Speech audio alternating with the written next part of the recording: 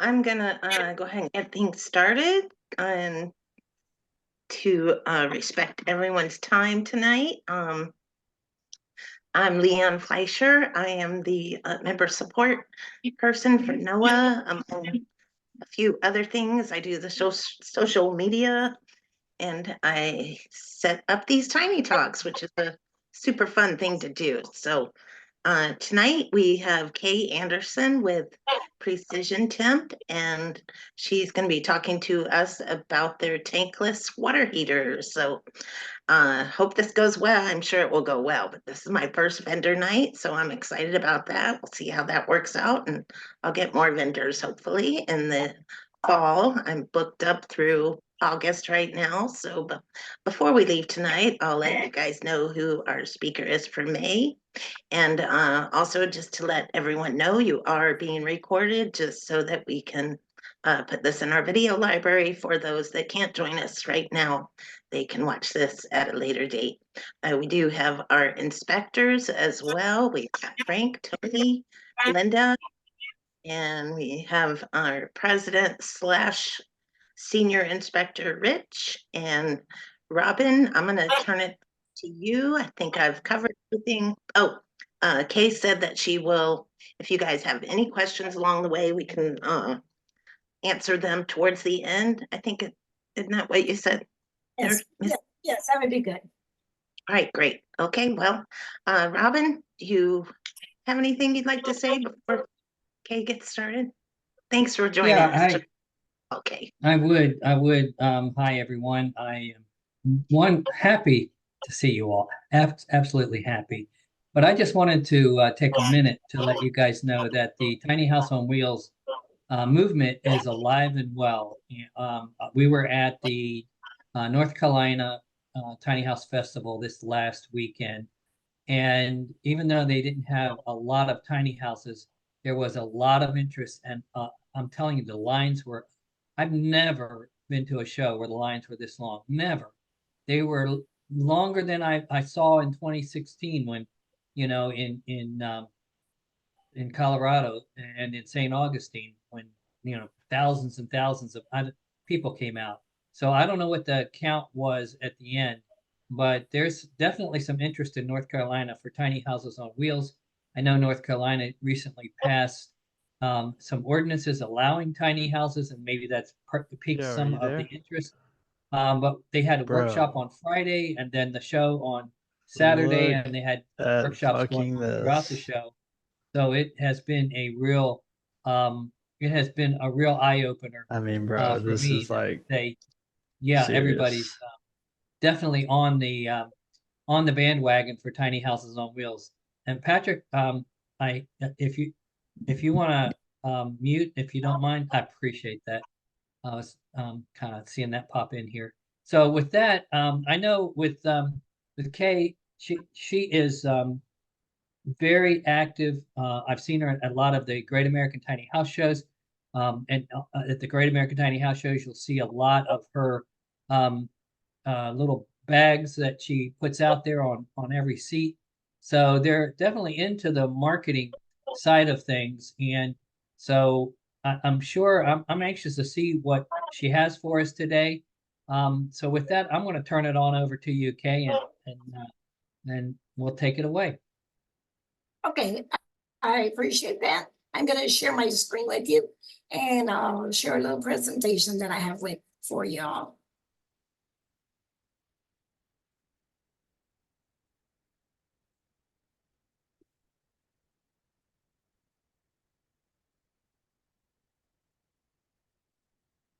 Okay, so let me see if I can move this over a little bit. Are you able to see the screen okay? Absolutely. Yes. Okay. All right. So we just wanted to start out with the tankless water heaters, how they are on the move. Like you mentioned, Robin, they are everywhere. We have them in rural America. They're in the barns. They're out on the farms, ranches. They're in bunkhouses. So they're all over the U.S., Canada. They're up there. That is another booming market right now for tiny house. They were later coming out of COVID. than us. So now things are really moving for them. And then when I mentioned beyond, actually there's ones over in the Netherlands and some other countries that we've actually sent units to. And one of the things we always appreciate is how the technology first started and having the first electronically controlled water heaters. So these came out in the RVs and the mobile industry, and actually in 1996. So they've been around for a long time. So we've been able to make them very efficient and really learn from them. That we also the units are used in tiny homes, vans, RVs, boats, ADUs, food trucks, dog groomers, outbuildings, and like I missed, horse trailers. Now they're actually used in what's called floating hot tubs. So that's a new thing, and that's really going to be booming. And it's really exciting to see them because they'll be using them in places where they also would have the tiny homes on wheels, places where they have access to the water. So that's going to be really neat to see as they come on. That's one of the things too, that the water heaters, they can either vent from the bottom, the side, and also they can be the top. And many times people use those in goosenecks or boats. So whether you're living in a houseboat or you want one for a sailboat, there is a marine unit because it's stainless because of the water. This I wanted to make sure for any of the seawater or salt water. And then a lot of times people wonder, how much does it weigh? It weighs about 25 pounds. They're easy to install, and they're about a cubic foot in size. They use a 12-volt battery pack for ignition and temperature control. So once you turn on the water and the burner ignites, then the pilot light goes off. So once you turn off the water, you're not going to be burning propane, natural gas, or anything like that. And so it makes it very efficient, and it also makes it safe and insurable. Especially boats and sailboats cannot be insured if they have a standing pilot light. So we always want to make sure that people know that this will help with their insurance cost. You have no standing pilot light, so there's less risk. And then, so that's another way that it conserves. Now, there are various fuel sources, and we're going to discuss those later. And so it'll be interesting to see what the pros and cons of those are. And then one of the things that some of the companies offer, and one of them that we offer, and many people are just now learning about in the tiny house, it's called hydronic units. They actually will provide hot water and heat for your house. And these have been in the RVs and coaches for a long time. Now the schoolies and buses are using them, and some tiny houses use them. They're so efficient that we have 2 units. One's called the Junior, and then one's called the Twin Tip 2. In almost every case, a tiny house only would need the Junior. The other would provide too much heat. So we always like to let people know, so you're getting what you need and not getting more than what you need and having extra cost. So we always like to ask people too, what are your water needs? How much hot water do you need? And you want to take that in account. With Endless, you should be able to, as long as you have hot water and propane, you should be able to have as much water as you want. So you want to think about how many people do you have and what's the hot water usage. And then people are shocked and they're always like, are you sure? Yes, you can fill a claw bathtub by using an on-demand water heater. And we have people that do it all the time.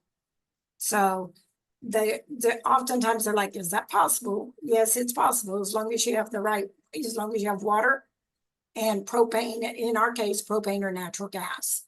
So the one or the other of those. Then you want to consider, what is your fuel source? Are you going to be on grid, off grid? So that depends on sometimes what you're going to need or want for your fuel source.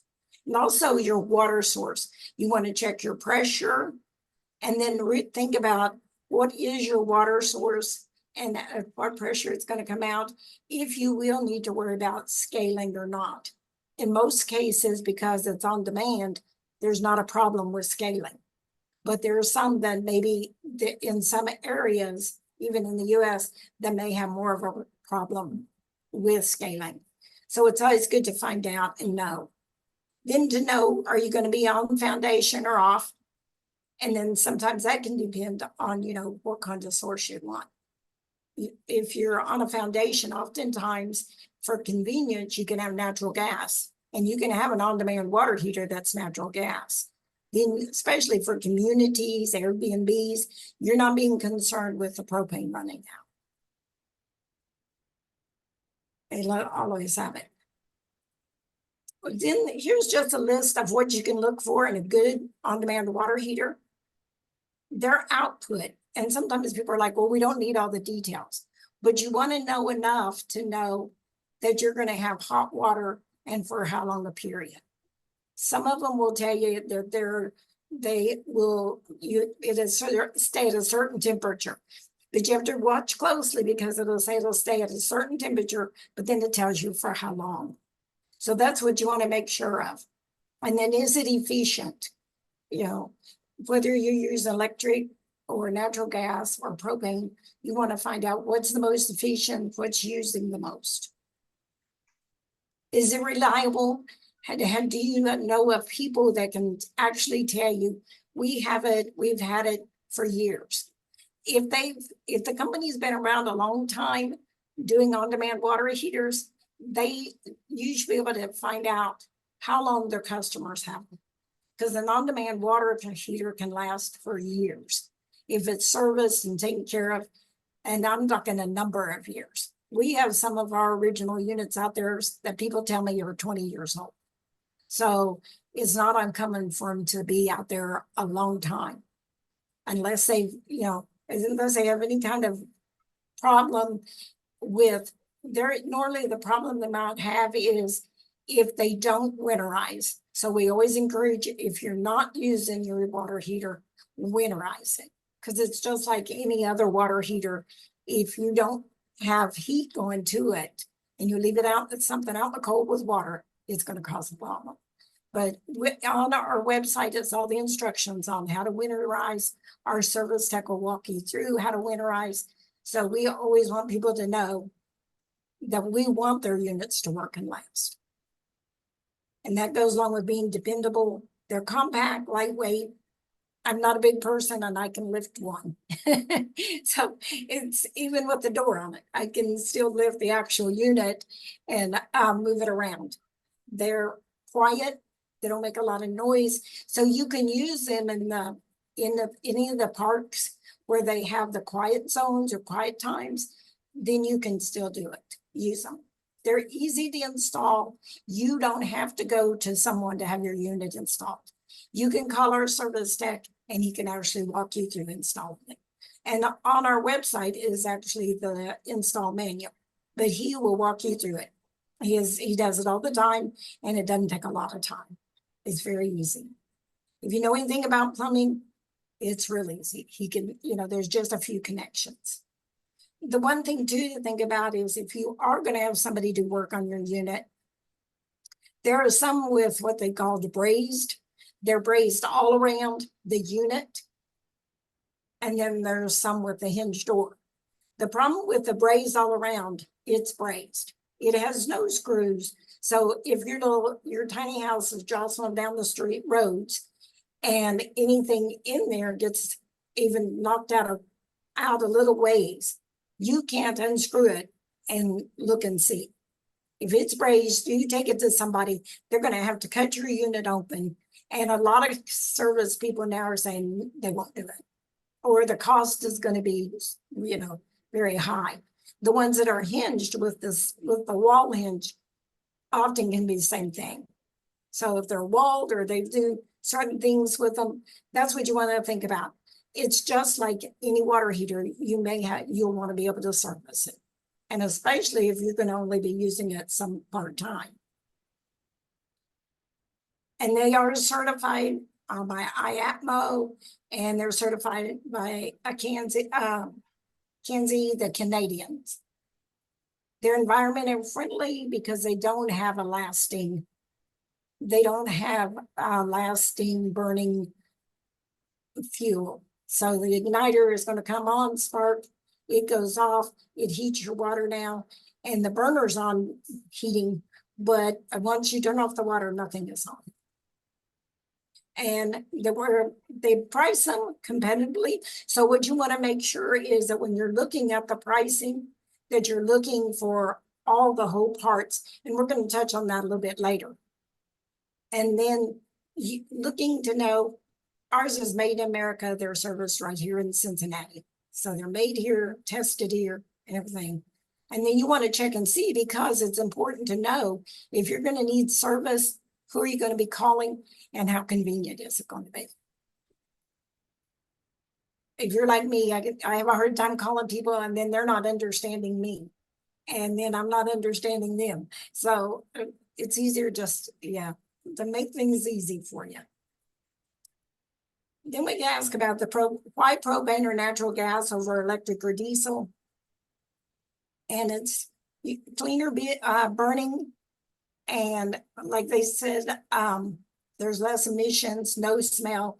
And there's a little saying with diesel, unless you're a truck driver or an airplane pilot, probably don't like the smell of diesel around your car, around your house, and things like that. So that's one of the things. And then diesel is more expensive than propane and can be about quite a bit.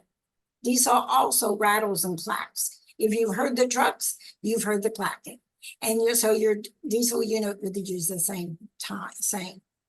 Natural gas is usually readily available, even in some rural areas. I'm originally from Oklahoma, and I know that they have natural gas lines out in some of the rurals.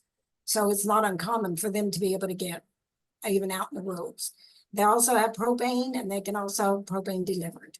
So that's something that no matter where you are, and in the parks, if you're parking in a park, they will actually deliver there. And all these, the propane and natural gas are things that are produced domestically. They're here. And then here's the part I was talking about, making sure you're comparing apples to apples so you don't get shortchanged. Sometimes people will look at something and say, because I've heard this a lot, they'll say, well, your unit costs $12.90. And then I've had them call me a few weeks later and say, we found out. As they started finding out how much each part was, they started seeing then maybe that wasn't, you want to make sure you're getting what you need for what you want. If you're wanting electric, and you can find a good electric unit, depending on where you're going to be in the US, that might be sufficient for you. But just remember, it's not going to work well in cold weather. And it won't work well in some of the high altitudes. So make sure, because I've had a builder called me and said, please do something for my customer. He moved to Florida to South Dakota. And he's got problems. So make sure you get really what you want. Oftentimes, I used ours as an example because I knew the pricing.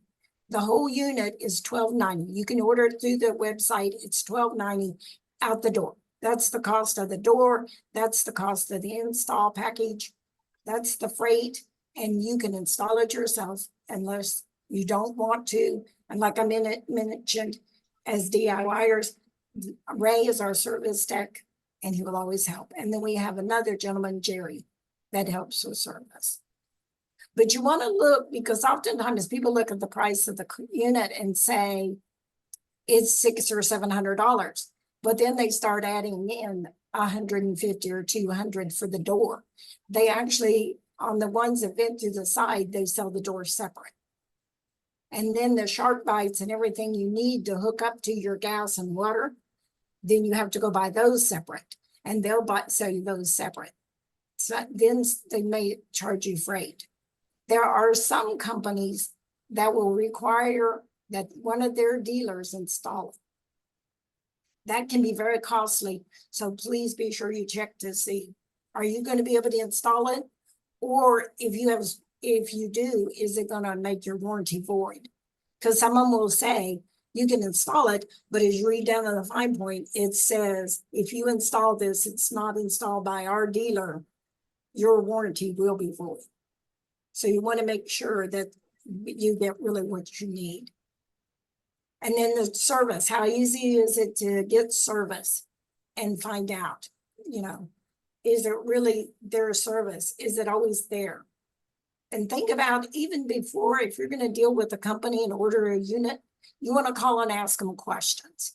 So if you can't get somebody when you're calling to ask questions to begin with, that might be a sign you might want to think about it. If you're not able to leave a name and number and have somebody call you back even, yeah. I know our service tech, we're small. Oftentimes people have to leave their name and number and he calls them back within a few, it's normally within an hour or so. But somebody should be able to call, reach back out to you and answer all your questions. And then check and see how easy and what's the cost. Sometimes they'll charge you for service, even when it's under warranty. Only the parts will be covered. Sometimes they will cover parts and labor for 2 years. And then see, are you going to be able to speak to somebody before you buy it, while you're buying it, and then you'll know they'll be there after the sale.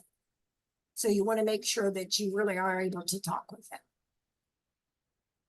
And I mentioned about a bathtub, so I thought it would be only appropriate to show you a bathtub. So you'll see this is actually a claw bathtub, and one of the people that uses our units all the time has a claw bathtub, and so they were sending me some of the ones that they liked, and that actually was some of the ones they even have put in some of their units.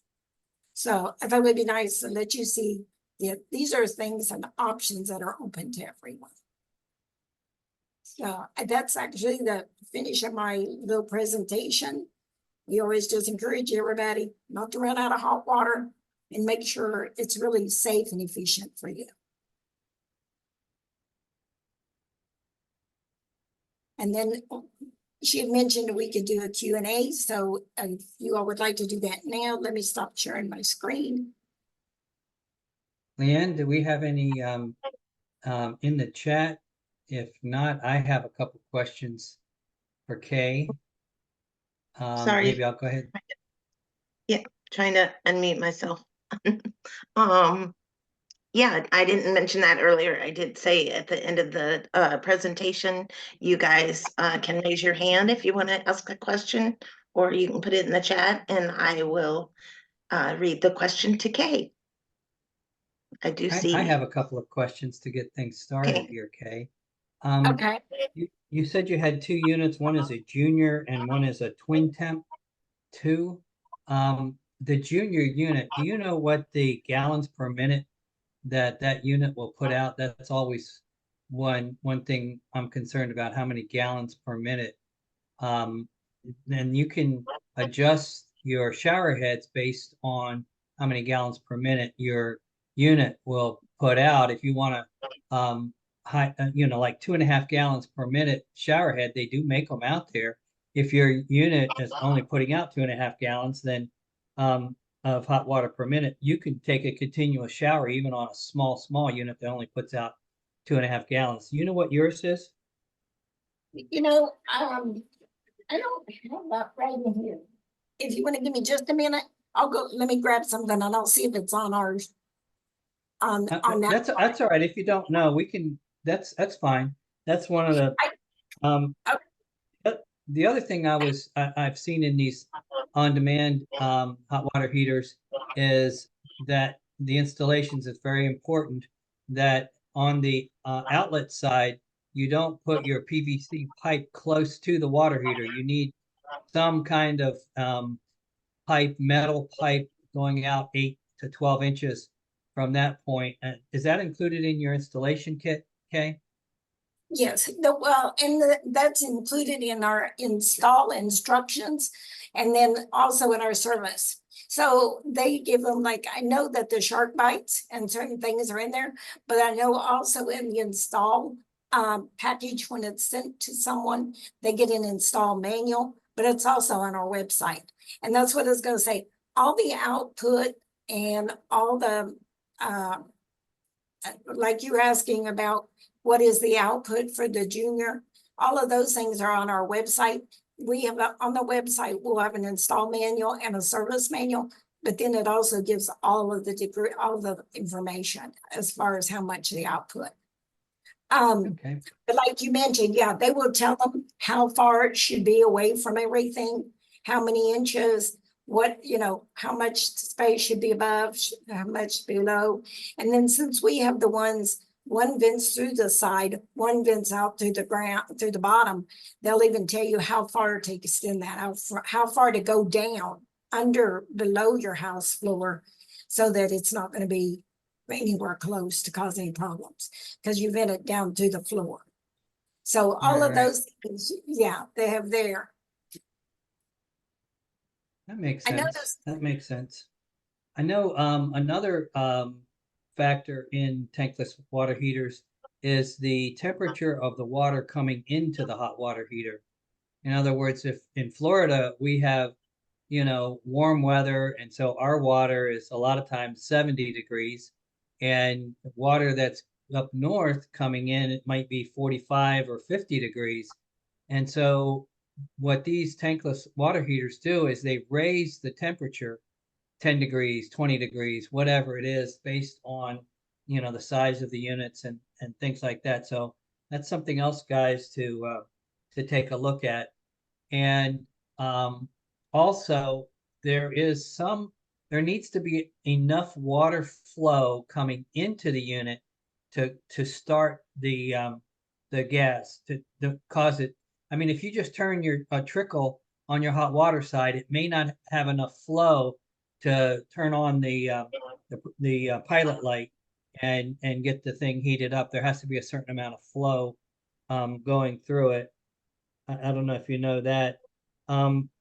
One thing that I recently found out was that on some units, you have to flush them annually or else they corrode. I had one that corroded on me, and come to find out the manufacturer required annual flushing, and that's additional equipment to buy so that you can flush your units annually. I don't know what it was about that one, but that was a little pricey to, that you had to add on to the cost of the on-demand hot water heater. And that's about, oh, one more thing. A plug for gas. If you're in a tiny house and you've got a 50 amp breaker, you've got a 50 amp service coming into it. Most electric tankless hot water heaters start at 60 amps just for that, and some of them I've installed some with 2 or 3 60 amp breakers. So just beware, if you are going to go electric, you may not have enough electricity to actually make that thing function properly. So if you're building a tiny house and it's going to be moving, and you don't have a lot of, it's got a 50 amp service coming into it, you almost have to go with a propane unit. So anyway, that's all the questions I had. And I was going to mention, and I was going to kind of discuss some of those. The ones that you were talking about, the water pressure, that's one of the things it's detailed out to on our website, is what your water pressure should be for it to function properly. And it'll tell how many degrees that in temperature it can rise. And so you want to make sure that you're looking at that when you're comparing them. Is it going to give the same temperature rise? Like if it's, 30, 40 degrees that arise. So you want to make sure that when you're comparing them, that you're making sure you look at each one of them as far as that. And then it does tell you to make sure your water pressure is a certain amount, because like Robin was bringing out, you can't have it just trickling and it won't work. It's just like, that's why also we don't call them instant, because people thought you turned on the hot water and hot water came out. Well, if you got cold water in there, it's got to come out first. Then these guys, it's already in the line. And so that was something I learned. I was like, well, that makes sense. That's like your home. It works that same way. So learning those things like that really does help you to feel better. And also you understanding your appliances. You're not going to waste things. Yeah, Awesome. Tony's got his hand up. Well, I have a question in the chat just before I get to Tony's. Mhm. She's Star. She's asking, what if I have a holding tank that is in the ambient temperature of the tiny house in cold weather? In that case, could this unit be okay to use? Yes, and I know the shop code said, is this not recommended for cold weather? Actually, this unit is recommended for cold weather. It will work in cold weather. The main thing is you want to keep it with propane or natural gas. They actually come with cold protection. So you want to make sure that you do keep your propane on so it can automatically click on to heat itself up. And the only time you need to wear it or make sure you do anything with it is if you're not going to use it and you're going to turn off the propane. So, but they can be used. They're used in Canada, all over Canada. So they're in Alaska, and so they're used all over in Canada. So it's been really tested in the cold weather. And then your ambient temperature, you may have whatever gallons you have, 25 gallons, let's just say, of holding tank in your ambient temperature. If you're taking a long shower, it may run the warm water, ambient temperature water out, and now you'll be using the other temperature. So that's depending on how long of showers and baths that you might take. Mhm. And then Okay. Okay, go ahead. I'm sorry. Were you going to Well, say something? I was going to say, and that's one thing about on-demand water heaters. Other than the tanks that I know, like with the tiny houses and the RVs, they have their tanks for their water. But as far as with the on-demand water heater, it goes in, it circles through and goes out. So in your water heater, there's very little cold water or water left. The reason you have to winterize them is because there will be a residual. But and if you turn it off, it can be up in the little tank, but the tank is very small. So at no time is there a whole lot of water in the tank. Hmm. It's got a heat exchanger. It goes in it, and then it goes through and it heats, and then it goes back, it goes out. So it's not like a regular water heater where you're going to have a tank heater. All right, Tony? Yeah. So the biggest complaint that I hear on the tankless water heaters is normally when people are taking a shower, the water will automatically at one point just turn ice cold. And then after a minute or so, it will come back on and it'll be warm again, hot again. And normally I tell them when I hear that complaint that they need to look at the temperature that they have the hot water heater set at. As Robin said before, the hot water heaters these type of hot water heaters are flow controlled. So when you think about it, if the water is too hot coming to you and you're in the shower, you're going to add cold water. When you add cold water, you're cutting down the flow of the hot water. If you cut down the flow of the hot water too much, two things will happen. One is either it'll reach high temperature and shut itself off, or the flow will be too slow and it'll shut itself off. So it's sort of a balancing act for them, and they need to control what the total temperature is before. I tell them, set it at a temperature where you almost can use just straight hot water and take a good shower, and then you'll never have a problem with it shutting off. But that's one of the things that you do have to watch, and especially in the areas where the climate changes, like here in the east, we have a cold winter and a warm summer. So the water temperature, as Robin said, actually the water temperatures are going to differ. So a lot of times when the seasons change, you do have to go back to that water heater and alter that temperature again, because the water going into it is going to be at a different temperature than what it was at the last season. So again, it is a little bit of a balancing act. And the other thing is, even though you're not using it. And as Kay said, there is only a small amount of water in the water heater. If it is not being used, especially overnight, it is subject to freeze. So you got to be very careful about that. And most all the hot water heaters, the tankless water heaters, have a small valve up underneath where you open it up and you can drain out that little bit of water that's in there. It isn't a whole lot, but it is enough that it could cause a problem if it freezes. But I'm a big fan of the tankless water heaters because they're a great energy saver. The other thing that some people will complain about is something that Kay touched on, is the fact that they think they're going to turn the hot water faucet on and there's going to be hot water there immediately.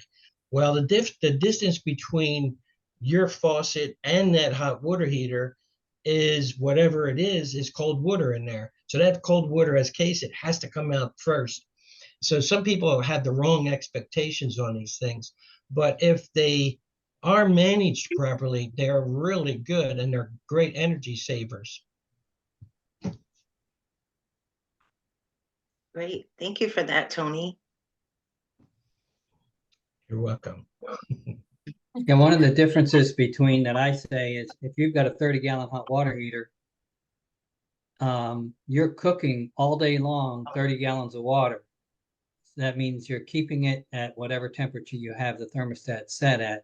And if you're using an on-demand, your water doesn't heat up until the flow starts to happen, and that's where the energy savings comes in for the on-demand. So done right, they're really good. I set mine on 109 degrees. We've set it up to 130 degrees before when we wanted to sterilize our sheets or something like that. And it will certainly do that. But remember to turn it back down if you do turn it up to 130 degrees, or you will have a problem when you take a shower. But they work really good. As far as I'm concerned, I'm a big fan of them. You're talking about the temperature too. That's one of the things that if somebody's going to use it in a food truck, we always suggest, especially if they're buying one of our units, that they call us and tell us it's going to be in a food truck, because then we can set the temperature to be where it will pass health regulations. Because for dealing with food, the water has to be at a hotter temperature. All right. With your unit, can you set the temperature, or can the customer set the temperature, or is it factory set? It's factory set, but I think that there's times that they have, and this, don't quote me on this, but I think there's times they have been able to help someone adjust it. But it is, they like to factory set it because of safety issues. They don't want someone getting scalded. So they usually really discourage anybody from doing that. And that's why. Because if you have the wrong person do it, then they could actually hurt themselves. So yeah, but if it's a food truck, we always say, please let us know and we'll set it then what's going to be for what you need it to be for. We talked about winterizing it, and on our website, there's actually a YouTube video of a gentleman winterizing one of our units. There's also videos on our website of people installing them. So it's not like, okay, I don't know how to do this. There's actually somebody going to show you. Then you can decide, is this something I want to take on, or is this maybe not in what I think I can handle? So you're not overwhelmed with it when you get it. And because we really want people to be safe. So whatever they're doing or using, we want them to be safe. That's very important because you're dealing with gas and hot water, which could both be dangerous. Mm-hmm. Great. Another thought here, guys, is there are, and Tony, you might be able to, or Rich, talk about this. When you were talking about a gas-fired on-demand hot water heater, we don't want that unit inside the house, the bathroom. It has to be in a separate compartment. Yes or no, or how do you do that? And if it is in a shed or a garage on the front of the tiny house. Do you have problems with having to put heat in there and insulate it, or that's where you're talking about it? You have to drain it when it's cold outside. I know in the warm weather you don't have to worry about it, but in freezing weather you do. Can you somebody talk about that? I can if you wish.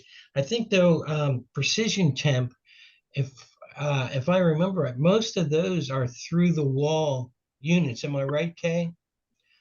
They can either be the on-demand water heater, that's just the on-demand water heater. It can be vented through either the wall or to the floor. And we've had a few people that put them in the gooseneck and vented them out the top. But normally it's always through the side or the bottom, through the floor. What I'm talking about is the unit itself. I think the unit itself, Precision Temp, aren't they? They're actually through the wall unit. In other words, they have a cover on the outside of the home that opens up and you can see the outside of the water heater, but the basic water heater is actually inside the home, if I remember right. Where some of the other on-demands are actually to hang on the wall. So with Precision Temp, with the ones that are through the wall, you don't have to worry as much about freezing on those because most of it is protected. It's the ones that are hanging on the wall that two things you have to worry about, more so freezing, but the second thing is the proper venting.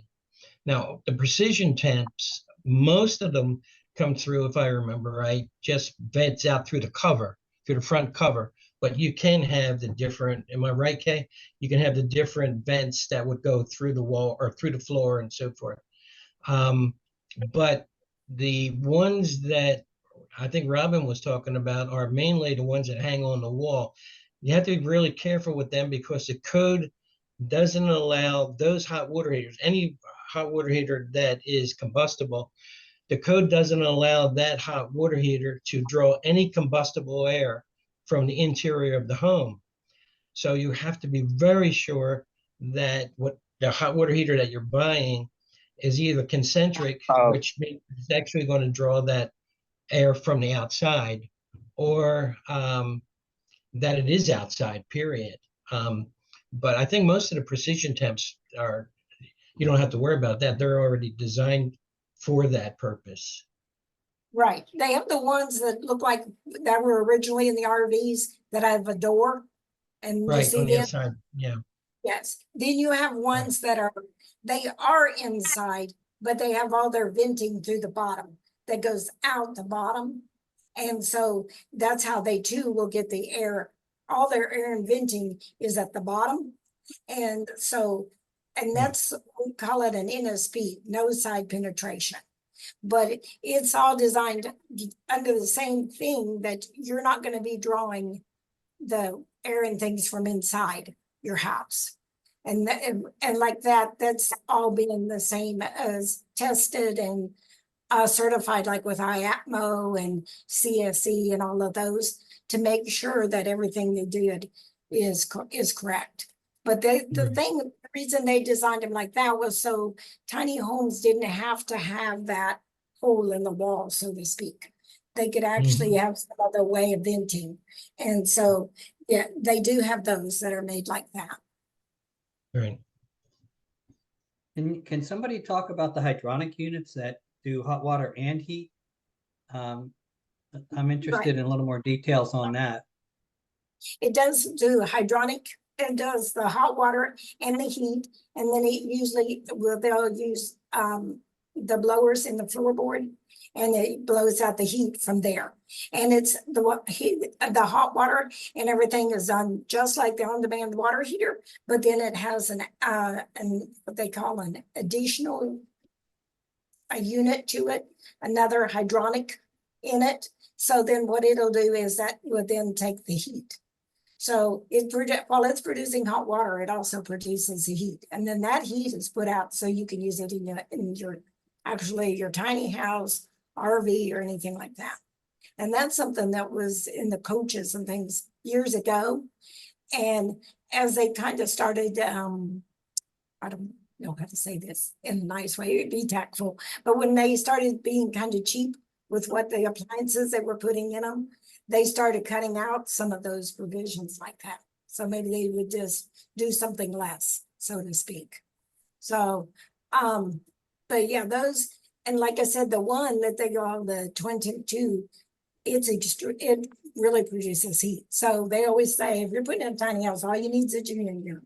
And then you want to make sure how many zones you'll need, because for a tiny home, you won't have to have as much, depending on the size, as maybe as one of the huge coaches.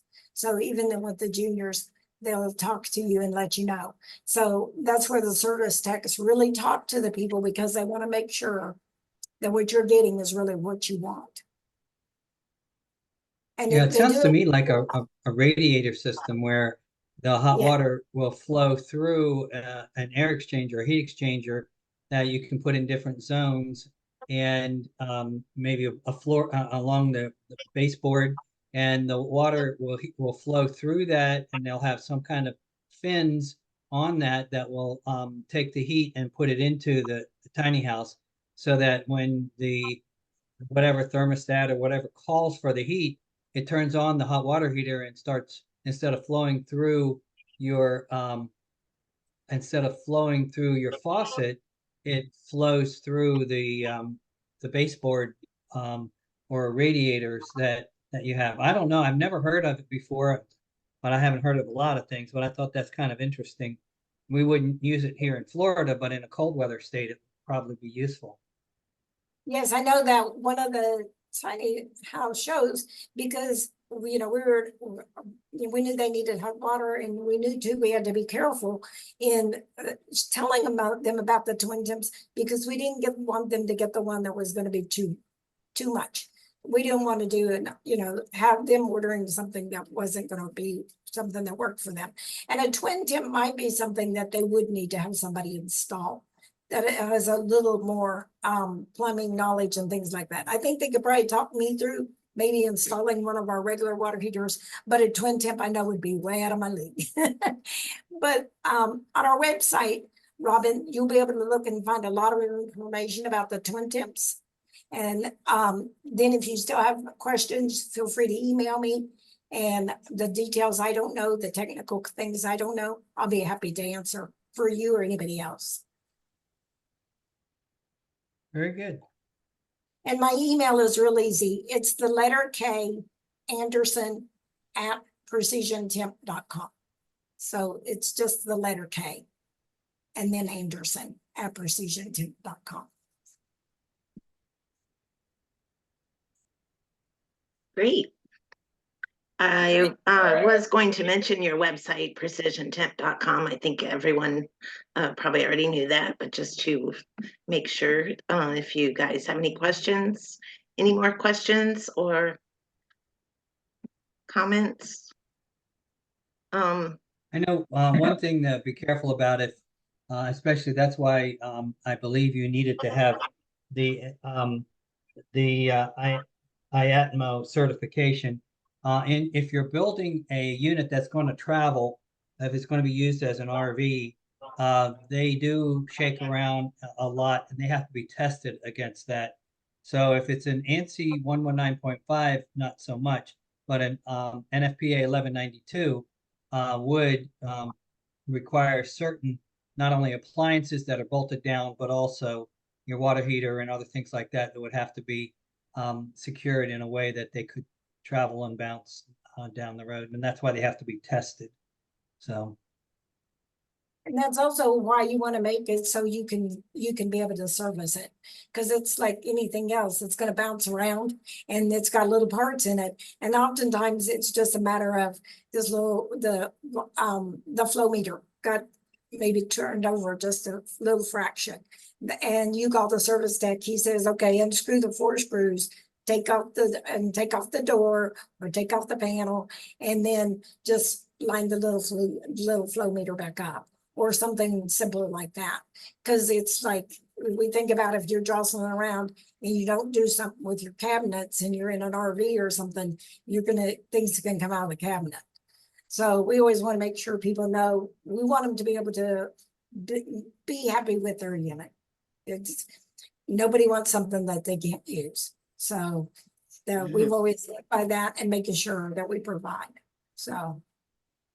And I will say that while I'm on here tonight, for anyone that orders a unit now, in the next week or so, they can use the code TINY100 and they get $100 off.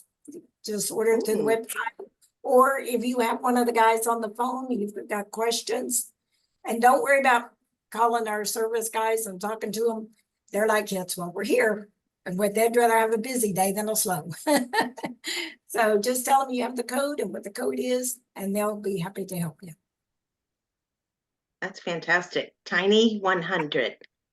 TINY100. Cool. Thank you so much for that. Nice little incentive for our Tiny Talk guests. Tony has his hand up, and Susan. So Tony. I just wanted to touch on what Robin was talking about as far as the twin temp and so forth. You have to remember that, Kay, correct me if I'm wrong, but on the precision temp, the twin temp uses two 1500-watt heating elements to do the heat portion of that system, and you can have two zones with the twin temp. Am I right? And you do have to run. I don't remember what power. One of our builders used a twin temp from Precision Temp, and I don't remember what. I thought he said that he had to use a 30 amp breaker, but I'm not positive on that. But I know there's two 1500-watt heating elements within that unit for the heating portion, not the water portion, but the heating portion of it. And I'll be honest, I don't know that. I couldn't tell you for sure. I know that they have what's called the, where they have the hot water and the heat. It's like like you said, there are two of the heating elements inside it. I know that. But the wattage on it, I'm not sure. But I know that they always just use either propane or natural gas. And so Right. I don't, as far as the wattage, and but I do know, on the on-demand ones that use 12 volt. So it may actually, yes, be more. I'm just not sure. Yeah, But I I'm know- looking at it right now, guys. It is Okay, good. the twin temp is two 1500-watt electric elements, and the twin temp junior is one 1500-watt electric element. But that's not a lot, guys. Two 1500-watt elements will work off of a 30 amp breaker. So Yeah. if you hooked up to 50 amps, you're probably still okay with that. Yeah. Thank you, Robin. I knew I was like, okay, some of these tech questions, I don't want to say because I'm not sure, and I want to make sure everybody's okay.